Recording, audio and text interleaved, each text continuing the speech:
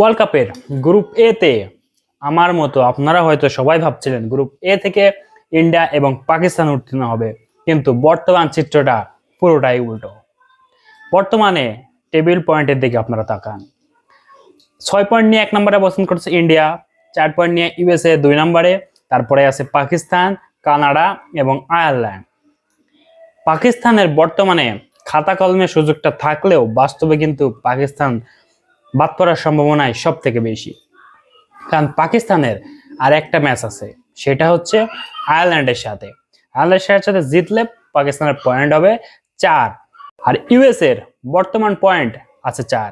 তাদেরও একটা ম্যাচ বাকি আছে, তাদের ম্যাচও বাকি আছে আয়ারল্যান্ডের সাথে।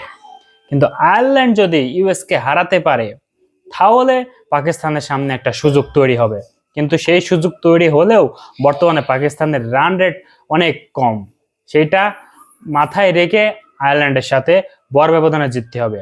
জিতলেও কিন্তু কাজ হবে না, উল্টো দিকে আয়ারল্যান্ড হারাতে হবে ইউএসএ কে, তাহলেই হয়তো পাকিস্তানের সেকেন্ড রাউন্ডে যাওয়ার একটা পথ তৈরি হবে। আদারওয়াইজ সকল ক্ষেত্রেই পাকিস্তান প্রথম রাউন্ড থেকে বাদ হয়ে যাচ্ছে।